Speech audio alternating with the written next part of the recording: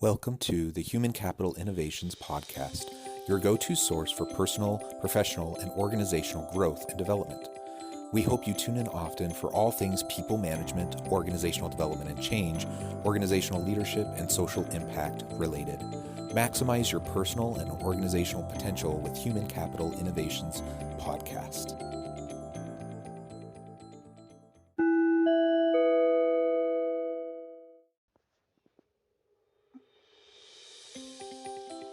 Welcome to the Human Capital Innovations Podcast. In this inspiring TED Talks HCI podcast episode, I explore Ross Cunningham's recent TED video, How Motivation Drives Success.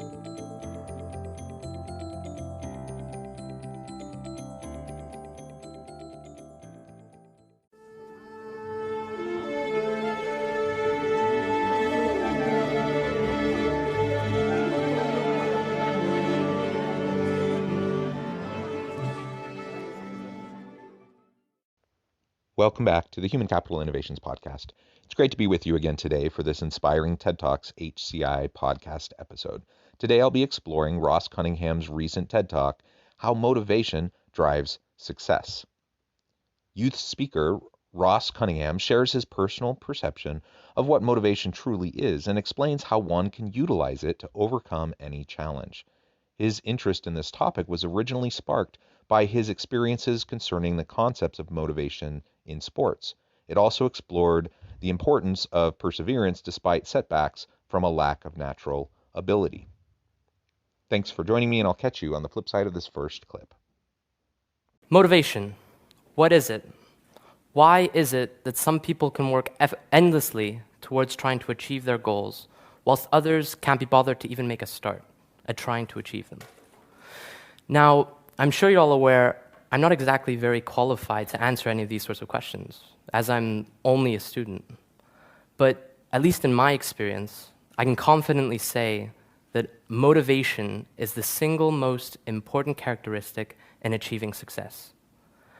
I always like to imagine motivation in combination with natural ability, in the form of a bike race, where one person has one of the best bikes in the world, possibly the best, having 6 gears, maybe the more, an extendable chair, effective brakes, everything is going right for this bicycle. And then there's another person who has one of the worst bicycles, having 3 gears or less, covered in rust, nothing is going well for this bicycle. It's one of the worst there could possibly be. And they're both in a race with one another. And so the race begins. Now, naturally, the better bike should win. It's in the lead, and it's unsurprisingly.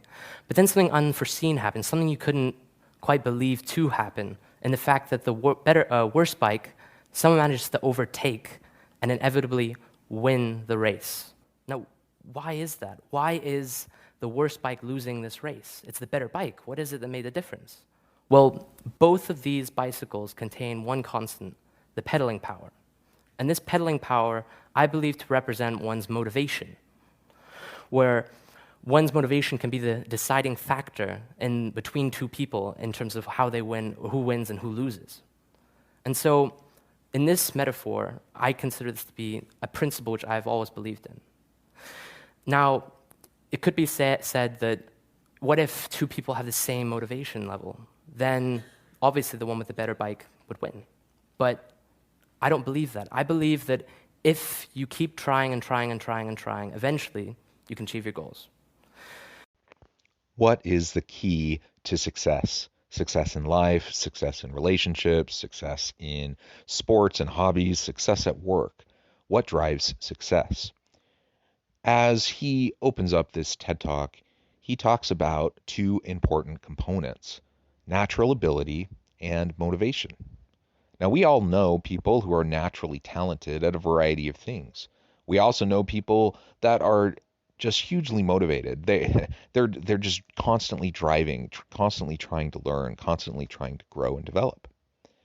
Sometimes we have one individual with both. They're incredibly, immensely talented, and they also just work so hard. They are truly motivated to be the best they can possibly be, to be the best in their sport, to be the best in their job, whatever the case may be.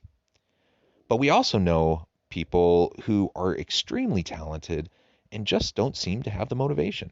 Maybe they are leaning too much on their talent. Maybe they've become passive and a little bit lackadaisical, perhaps even a little indifferent due to how easy a particular task comes to them. Perhaps they haven't really spent the time in self-reflection and trying to really understand why they're doing that thing, that sport, that hobby, that job, whatever. It just comes naturally and easy to them, and so they don't really think about it. They don't question it. They don't really try to grow in it because it's just always come naturally. I've known many people like that in my own life, and I suppose I'm like that in many ways in my own life. I'm sure there's things that I don't work on as much as I should just because it comes naturally to me. Now it's wonderful to have natural ability. It's wonderful to have key strengths that we can then build off of. But what I think he's pointing out in the opening clip as he shares the bike metaphor is it's a bit of a waste if we have the raw talent, if we have the raw intellectual capabilities, if we have the raw dexterity and the abilities. We're just kind of born with them. They just come naturally to us. And if we don't do more with it, it's really a bit of a waste. On the other hand, if we have some skill, we have some ability, but we're really desiring to learn, to grow, to develop ourselves, and we're willing to put in the work, that even if we have that worst bike, even if, we don't have the same skill as those around us, if we're willing to put in the work and we have the motivation to drive us to put in that work and to persevere over time, we can often catch up to those who may have more raw talent, more raw intellectual ability. Eventually, we might even surpass them. Maybe we won't, but we might. And even if we don't, we still learn and grow and we can maximize our own potential. And I think that is an amazing thing. I also couldn't help but relate to his opening metaphor because, as some of you know who listen to the podcast, there was a time in my teenage years where I did road biking. I did a couple really long bike trips. I did many bike trips, but 2 consecutive summers when I believe I was 14 and 15, I went on 200 plus mile bike races. Now, I didn't actually really consider these races. I was just trying to finish them. But they were intense and they took a lot of prep time. They took a lot of build up so that you had the stamina to be able to go on that 200 plus mile bike race. And in each case, I came from a low income family. We didn't have any good equipment, and I had a pretty crummy bike. So I couldn't help but relate to his metaphor. I really did have probably one of the worst bikes. Most people wouldn't even try doing a race like that, that required that kind of stamina on that kind of equipment. I just didn't have a decent bike. In fact, I had a bike that really only had a couple working gears, and it was kind of up to me. If I was going to finish that race, it was going to be up to me, and I was going to have to push through having equipment that wasn't very good. And what I found in 2 consecutive years is while I didn't place towards the front of the pack, I did finish. And in each case, I finished, and I finished before many people who had, much better equipment than me. So how did that happen? I didn't have any natural ability really. I just, and I didn't have good equipment, but I prepared, I worked hard, and I developed some mental toughness to work through the challenges that anyone would face when you're on that kind of a long journey. Some people, go on, they run marathons. For me, it was these really long, arduous bike treks of 200 plus miles. I think as we continue on, we'll get a little bit more insight into his thinking around the role of natural talent, raw ability, and how that interfaces with motivation and what we can do in our life, whether it's at work, in our personal lives, whatever, to maximize our potential, to grow into that potential, and ultimately achieve our goals and our dreams. In this, now this principle, or better yet, a belief of mine, has been incredibly influential in my life. In 2011, I decided to do something I'd never done before, something I'd never had the opportunity to do before, which was to join a sports team, specifically the badminton sports team. Now, if you don't know what badminton consists of, it's essentially the hitting of this, otherwise known as a birdie, across a net with the use of one racket per person. And there are both single matches, one person versus one person, and doubles matches, two people versus two people. And I was intrigued by the game. I wanted to learn a new skill. I wanted to try something different. I wanted to do something which I'd never done before. And so I saw this and I figured, why not? So I gave it a try, and over time, going to every weekly practice, I found a passion. I enjoyed it. I wanted to do it more. I loved playing the game. I loved doing everything related to it. And so 3 months later, I decided to submit a form to try and join the U14 badminton boys team. And luckily enough, I managed to get in that team. I was immensely happy, like any kid at the age of 11 would be. Why wouldn't they be? I was ecstatic. I was over the moon at the idea of being part of something more than just having to do schoolwork, being part of a sports team. Now, come the following, later in that year, came the first tournament. There was only one tournament per year. And for the U14 team boys, there were 4 players. And each player was categorized based on their skill level, 1 being the best, 4 being the worst. Now, understandably, I was ranked as 4, being the worst for that year. Because I wasn't particularly great at the sport to begin with. I could hardly hit the birdie, let alone get it over the net. I wasn't at all skilled whatsoever to begin with, but I still wanted to try and learn something new. I wanted to try something which I had never done before. And so I practiced, and I played, and I played, and I played, and I managed to make it to the tournament. And so come this tournament, I was eager to do what I could, because this was the first tournament, or first ever experience I had where I went somewhere where my parents weren't. This was the first time I was ever alone learning something by myself, which was a major thing for me at the time. And so I played, and I played, and I played, and I played, and I played to the best of my ability for that tournament. But I didn't win very many singles matches. As a matter of fact, I didn't win a single game. I was the single worst player at this entire tournament. And I was gutted. Who wouldn't be? Even at the age of 11, when your emotions are elevated beyond belief. It was an unforgettable experience, which I'll never forget. But then just to add to that, my other teammates, my other team members, my doubles partner managed to place second, and the other 2 boys in my team managed to place third in doubles.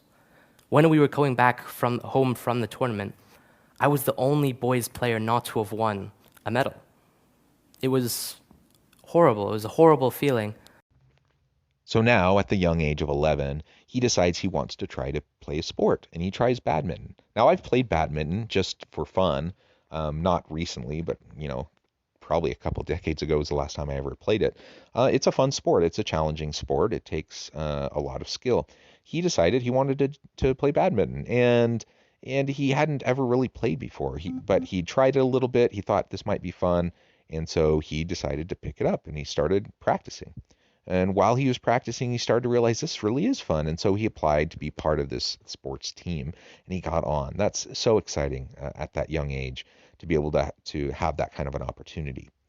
Yet, during that first year, he didn't really find much success. He was probably the worst player, and he ends up going to the tournament, but he doesn't win any games. And everyone else on his team wins medals, and he didn't win a single medal.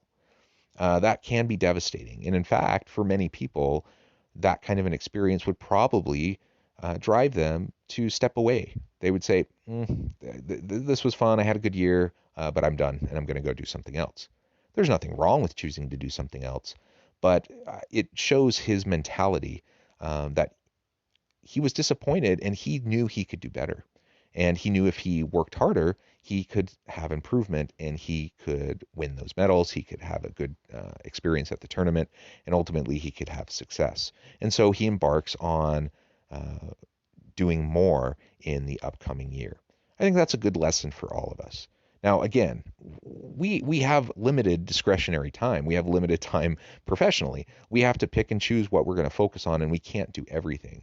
And so sometimes we try something and we decide, oh, I don't really like that, or I'm not particularly good at that. It's not as fun or enjoyable as I thought it would be. It's perfectly okay to try things and then to set them aside and to not continue them. At work, it's perfectly fine to try a new task, a new skill, to try a new role, and decide ultimately, that wasn't really for me. I don't really want to do that. But I think the message from this first part of the clip is don't let fear rule and make the decision for you. Now, if you decide you really don't want to do it, that's fine. But don't do it because you're embarrassed. Don't do it because you're fearful and you're worried about looking bad in front of other people. Be willing to challenge yourself. And most of us don't have raw natural capabilities that are going to allow us to immediately succeed. Most of us aren't a LeBron James who can come out of high school and immediately dominate the NBA. That's a once in a generation kind of a player, right?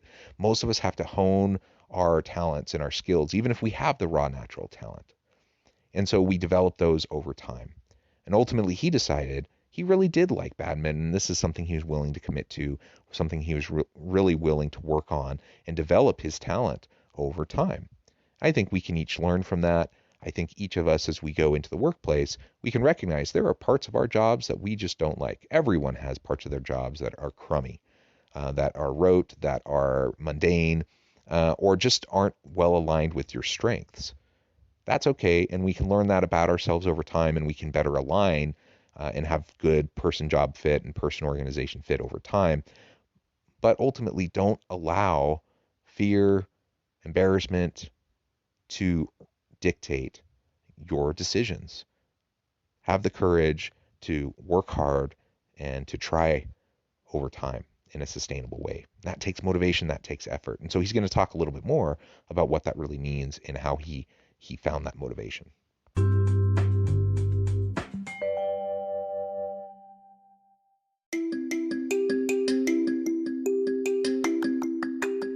I'm excited to announce the publication of my new book from HCI Press, Bluer Than Indigo Leadership: The Journey of Becoming a Truly Remarkable Leader.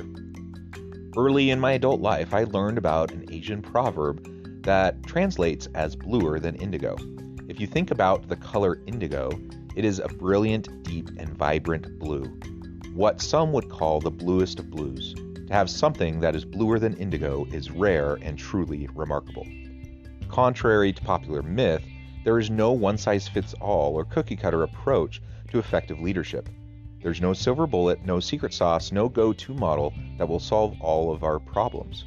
The truth is, great leaders have all had their unique strengths and flaws, and have all had to discover and then pave their own distinctive path in their life's journey to fulfill their leadership potential. Bluer Than Indigo Leadership will help you discover your own path and explore those ordinary, everyday actions that will help you respond to an uncertain future and produce extraordinary results for individuals, teams, and organizations.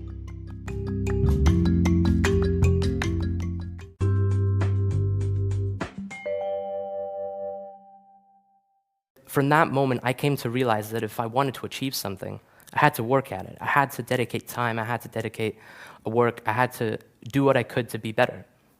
And so come the second year, I did that. I went to every practice. I tried to do everything I could to get better, to improve my skill, to do what I could. And in this tournament, I managed to do better. I managed to win more singles games. I managed to improve my play. And overall, our team managed to place second, which I was immensely proud of. I managed to win that medal. But it wasn't enough for me at the time. I wanted to be the best. I wanted to improve from being the very worst to being the best. That was the goal I set out from the beginning. And so I was a bit disappointed, but I was still happy to have won that medal. It was something that I accomplished, something I'd never done before. Then came year three. Year three, I tried to improve whatever I could to try and be better. I believed that every game I played, I got a little better. And so I played the best of my ability at that tournament. But unfortunately, that wasn't enough. We placed fourth overall as a team in my singles matches. They were hardly better. They were only a little better. my improvement was so minimal. I was extremely disappointed. But then I realized that I had to make a difference. If I wanted to achieve my goals, I had to commit, I had to do more. And come year 4, this was my last year in the U14 badminton boys team. I was 13 turning 14, and I knew that this was my last chance to get that first place single match medal that I'd always wanted to do, I always wanted to achieve. And so come that tournament, I played and I played and I played and I played to the best of my ability. And I made it all the way to the single match finals. I was immensely proud. I was over the moon. I was ecstatic. Emotions were going crazy inside. My heart was pounding. And come the final game as I was playing, I could hear people cheering in the background. I could hear people yelling my name, both people from my school and people that I had befriended over the years at the tournaments. I was extremely happy to have made it that far and over the moon to have achieved what I'd achieved, but I focused on one thing, that being winning that game. And so as it came match point to me, I smashed the birdie down as hard as I could, and I managed to win that game. So as he continues on in his journey, he realizes, yeah, I need to work harder. I need to do more. I need to persevere. I need to continue to tap into my why and my motivation and push forward. And I really admire that in him as a young man, learning that in himself. And I can think back to my teenage years, and I can think to things that I really enjoyed, some that I was really good at, and others that I wasn't. I played Little League baseball for many years, and I just was never very good. But I always played. In part, that was a family expectation. Most of my family members also played Little League, and so I played baseball. I was a good fielder. I was a pretty crummy hitter. But I managed to find my way onto a good team. But I was really the weakest link on that team in terms of the offense, in terms of batting. And so I would always bat towards the end of the order. Now I was a good fielder. I played mostly catcher and third base. And as you know, many of you may know, in Little League, you often rotate around. So I would play catcher and third base primarily. Every now and then I'd end up in right field. I was proud of myself for how I developed my skill over time in terms of my fielding and my defense. But I just never really figured out the batting. I was always struggling, and I was always batting at the back of the order because I just wasn't very good. I remember my last year of Little League. I was on the best team. Like, we were the underdog team. We weren't expected to be the best team, but we just learned and grew and played well together throughout the year, and we became a really great team. And we end up getting to the very end of the season, and we play the team. Basically we end with the same record as another team who was considered the best team that everyone thought would win the league, and we end with the same record. And so there's a one-game playoff to see who's going to win the league and then go on to the regionals. In that game, my team ends up pulling out a great win. I mean, I think back even today on that, and I'm just glad I was able to help them in some way and not keep them from winning that game. But we win that game. We're the underdogs. We end up winning the league, and we go on to the regionals. We win the first game of the regionals. We're now into the second game of that regional tournament, and I find myself up to bat. I'm towards the end of the order, and the pitcher is just dominant. Every single player on my team is struck out up to that point. And now I find myself up to bat. I'm not a strong hitter. And mentally, I'm thinking, I'm going to strike out. This isn't going to work. I get up to bat, and for whatever reason, for the first time in a long time, I figured, you know what? I got nothing to lose here. Everyone else on my team is struck out. I'm not going to look stupid because, you know what, everyone else has kind of looked like they're not very capable either. I'm actually walking up to the plate, and everyone's chanting over from the dugout and on that side of the bench, easy out, easy out. And I'm just thinking, what's there to lose? So for the first time in a long time, I go up to bat, and I'm not nervous. I was always so worried about embarrassing myself. I was always so worried about messing up. And now I'm going up to bat, and for whatever reason, none of that was in my mind at that point. And I was just calm. I go up to bat. First pitch, I slam it down the right field line, barely foul. Nobody else on my team had even hit a foul ball up to that point. Like, this guy pitched really hard, And I'm the first one. I just slam it way down the right field line, barely foul. I'm shocked. I'm amazed. I can't believe it. I'm not like a strong hitter, but I just hit this guy and I slammed him, and it just barely went foul. So now all of a sudden I have a little bit of confidence. Very next pitch comes down, I slam it into center field, and I am beside myself. I just can't. I'm sure I was just like frozen there, standing watching this ball fly into center field, because I rarely got hits, and I never hit the ball that hard ever before. This was like a first for me, and definitely on this kind of a stage in a regional tournament. The ball keeps going and going and going. It bounces off the top of the fence, barely missing a home run. I had never hit a home run. It bounces off the top of the fence. And by that point, I'm like, oh my gosh, I need to run. And so I start running, and I end up with a double. And I'm just floored. I can't believe it. I think about that, and I reflect back on that experience from time to time. And I think about the power of motivation, the power of positive thinking, and how what's going on in our heads can either influence us for good or it can limit our motivation. It can limit how we harness our raw capabilities.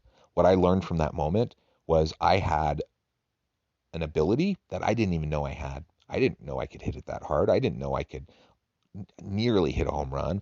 I didn't know that any of that was capable, and I was capable of that, and for the very first time, because my mind was calm and clear, and I wasn't trapped in the false narrative in my head.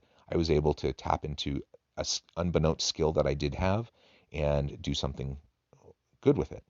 I think about that from time to time because there are many things that I'm not very good at, or I think I'm not very good at. And so I limit myself and I limit my ability to grow and learn in that area. I'm glad I did that back then. It was a good lesson for me. And I'm glad this young man did that with badminton. He realized he needed to continue to work hard. He needed to work harder. And if he did that, he didn't allow his headspace to get clogged up with negative self-talk and diminishing himself, that he would be able to do something great. I managed to go undefeated in the single matches for the second seed. I was over the moon. I was ecstatic. It was the proudest moment of my life. I was overjoyed with a rush of emotions, adrenaline going down, but also up at the same time. It's indescribable. But the thing was, I was somewhat disappointed in the fact that our team overall, we placed second. We didn't get that overall victory that I was hoping to end on a high note on. I wanted to end my entire journey on a high note. I wanted to end it the best way it possibly could end. But that wasn't meant to be. And later on, I came to realize, when thinking back of the whole experience over the 4 years, of the whole experience of the badminton team, of what I learned, what I did, and I realized something. It's hard to describe, but I think this quote best summarizes it, in the idea that continuous improvement is better than delayed perfection. This quote perfectly summarized my entire experience, in the sense that I went from being the very worst player to being arguably one of the best players, going undefeated. This quote perfectly summarized the idea that each year I got better and better and better, and eventually I achieved my goals. So the next time you're taking a new skill, you're taking up a new thing, or joining a new sports team, or whatever you're doing, think back, or whatever the start you have, even if it's the worst start possible and you have the worst bike, you can still win the race. Thank you. You can still win the race. He perseveres, he keeps working hard. In his fourth year, he wins the tournament. Now, that's a great story, and there's so many great motivational sports stories out there, great sports films. But it makes me feel good listening to that and hearing him working so hard, going from literally the worst player the first year of the tournament to the best player and winning the tournament in his fourth year. That's incredible, and it's a testament to his long-term sustainable motivation.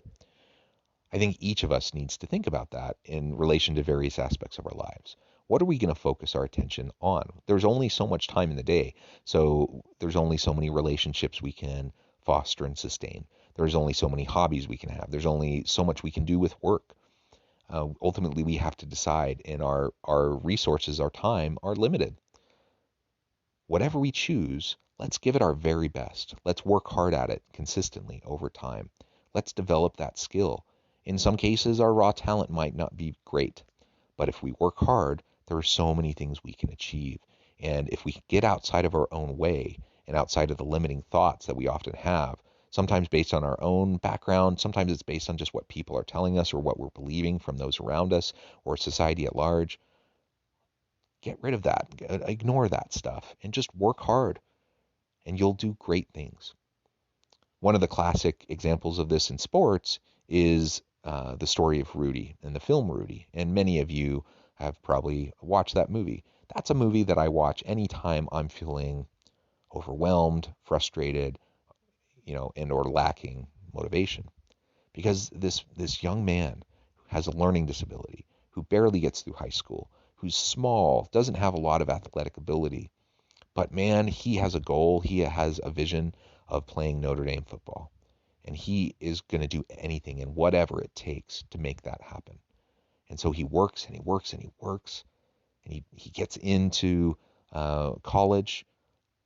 He works and he works and he works, and eventually his junior year, he's able to transfer to Notre Dame. He works and he works and he works. He's able to get on the practice squad. He works and he works and he works. And he finally, because he's earned the respect of everyone around him, he's able to play in his last game of his senior year. It's an incredible movie. It's a testament to what we can do when we don't give up, when we can tap into that internal motivation within inside us. And that kind of a motivation, that's not something that comes from, just wanting fun, money, fame, fortune, whatever. It's a deeper intrinsic motivation. It's your why. Why does this really matter to you? What do you hope to accomplish? Why is it important?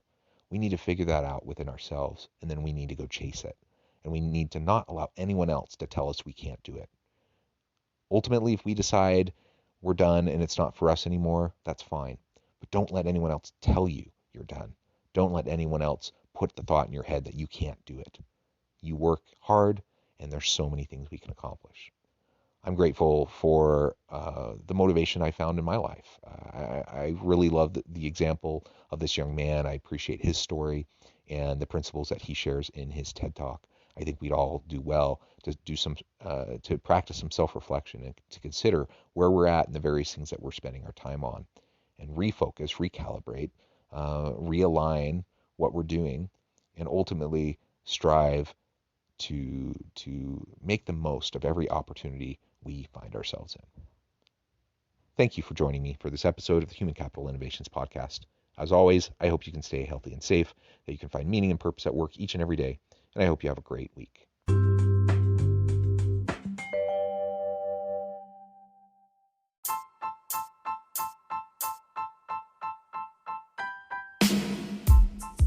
The alchemy of truly remarkable leadership. Ordinary, everyday actions that produce extraordinary results. Consider how the nature of work has shifted over the past 50 years. With increased globalization, rapid technological advancement, and the shift in economic composition, the average job of today looks very different than the average job of 50 years ago. What will the jobs and organizations of tomorrow look like? Moreover, what does this all mean for organizational leaders? What are the core competencies and capabilities of organizations and their leadership that are prepared for continued disruption and geopolitical and socioeconomic shifts?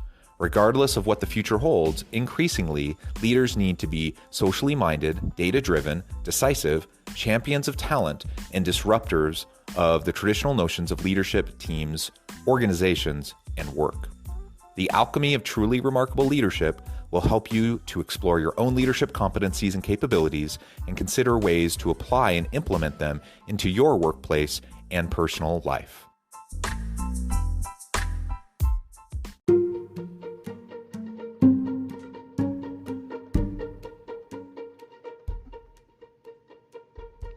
Check out Human Capital Innovations magazine, Human Capital Leadership.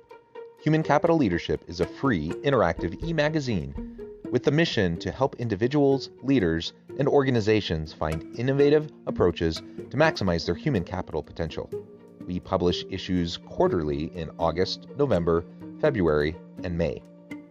Take a look at the latest issue and let us know what you think.